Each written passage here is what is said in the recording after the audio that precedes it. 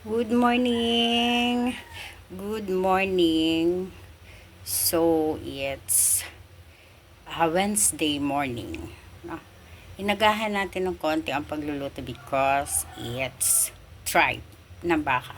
Medyo matikas, no? Tripe ng baka and sasamahan ko siya ng pata ng baboy for kare-kare. Yan. Magtsachamba na naman tayo ng kare-kare for today's video. Oo. Pag-aaralan ko na naman siya. Tinignan ko syempre sa YouTube kung paano lutuin. So, ayan, palambutin muna natin. Sabi mga 1 hour palambot. So, let's do this. So, eto ang ating panghalong pata. Konti lang naman pata yan. And the gulay, bok choy, talong, and sitaw. With alamang. Ayan, basta yan ang mga panghalo natin sa kare-kare. And pinapahulo muna natin yung tripe kasi huhugasan natin before natin pakuluin ng maayos. Alisin natin yung mga dumi-dumi niya kasi 'di ba, alam mo na tripe medyo ganyan. Oo. Pakuluin natin onte din, ahunin natin, hugasan, then another pakulo. Okay. So heto na siya, napalambot ko na siya. Hindi totoong 1 oras. 2 oras kaya itong pinalalambot. Ganyan. Tapos, yan yung pata. So, ayan. Ayan ang ating pang kare-kare. So, magluto na tayo. So, let's cook. Ayan, lagay na tayo ng antika. Ayan naman tayo. Ay, bakit kumaganon? May tubig pa ba? Okay, mantika. Bakit kumulay sa kamay ko yung Then, lagay natin ang ating bawang. Ito daw ang pagluto. Bawang. Ang daming bawang, oh. Masarap kasi marami, diba? Ayan, madami siya.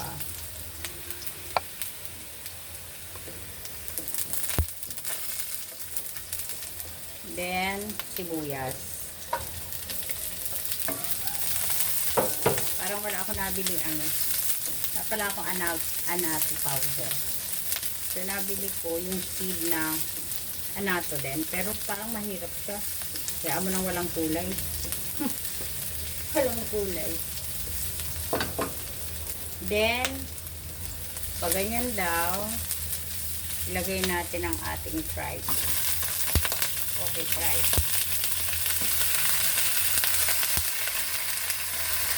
Nakailang hugas sa akin ng tripe.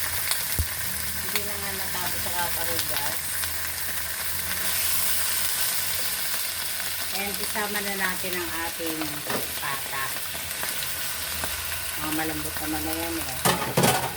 So, ayan.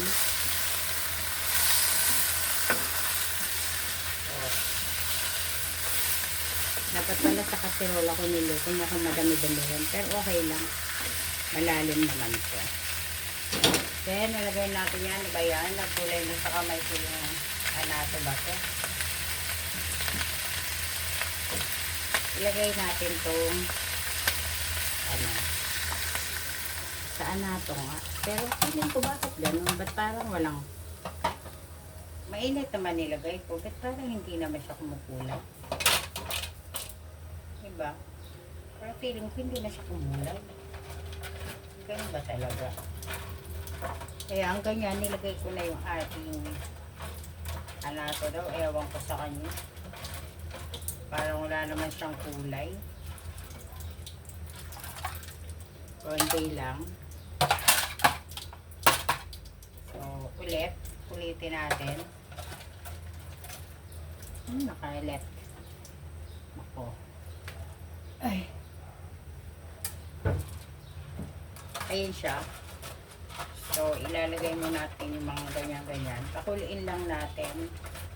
Tapos, maglalagay tayo ng peanut butter. Yung pang kare-kare. Diba? May ganon. So, ayan muna siya. Hayaan muna natin siyang ganyan. Bahala siya kung ayaw ng gulay. Okay.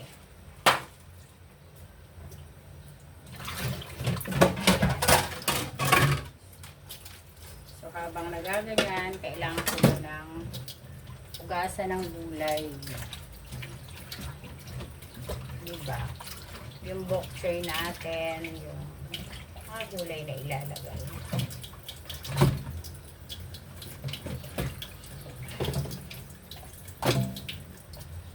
Okay, hintayin natin muna siyang kumulo. So, ayan na siya. Kumukulo na siya. First, lagay daw muna tayo ng paminta. Diba? Paminta muna. Yan.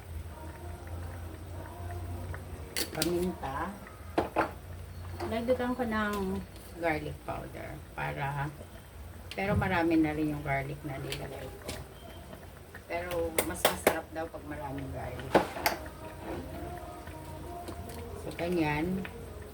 Siyempre, ginaya ko lang siya sa YouTube. Ganun lang naman ako pag nagluto. Gaya-gaya lang ako. Tapos, lagay na daw tayo ng peanut paste. O, peanut paste. Yung peanut, ayan. Hindi siya yung pampalaman. Yung peanut paste talaga siya para sa kare-kare. Yan, ganyan.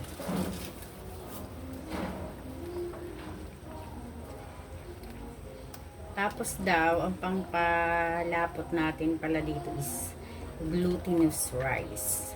So, wala naman akong glutinous rice. Nakalimutan kong bumili. Pwede na cornstarch. Na? Yan, ganyan. Then, papakuluin na naman daw natin to ng mga ilang minuto. Ayun na naman tayo. Maghapon na ako nagpapakulo nito. No, joke lang naman. Ang mga magtatatlong oras na ako kakaluto dito, no?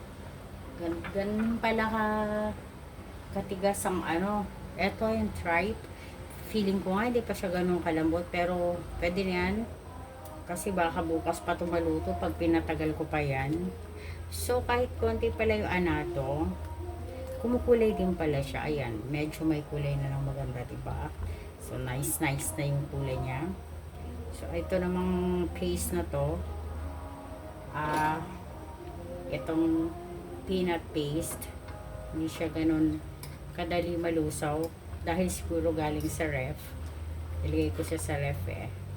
So, kailangan natin siyang lusaw-lusaw like this. Ay, nako. Diba? Ayan, ganyan. Hayaan mo na natin siyang kumukulo dyan. Then mamaya maglalagay na tayo ng gulays. So ayan na siya. Pwede na daw tayo maglagay ng gulay. Yan. The sitaw. Hindi ko pa pinalalambot ang ano. Ay hindi ko pa pala pinapalapot. Hindi lang. Maglalagay pa lang tayo ng pampalapot ng sabaw. So dahil wala akong glutinous, cornstarch tayo. Diba? Kailangan na natin siyang lagyan ng gulay. Ayan, hindi siya malapot oh. Diba? Even may ano na siya, may peanuts. So, kailangan natin siyang palaputin. Unti-unti lang naman. Ganyan. Kung bigla, baka naman maging kakalim to. Kakaloka. Yan. O, medyo malapot-lapot naman na siya. Mamaya pag hindi pa siya tama, yung gusto mo pang palaputin, then dagdag ulit tayo, di ba? Basta ganyan siya. Pero nilagyan ko siya ng unting ano, patis para may lasang unti kahit na magluluto pa rin ako ng alamang mamaya. Para dito. Kasi di ba, kare-kare. Yun ang papasarap sa kanya alamang. So feeling ko, ayan siya.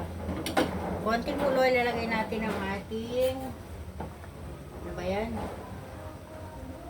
Talong. Tagal ko nag-isip ko anong tawag mo yun. Kakaloka. So this is our talong. Lagay natin dito. Gilid-gilid lang siya. Diba? Tatlong klaseng gulay na may lalagay ko.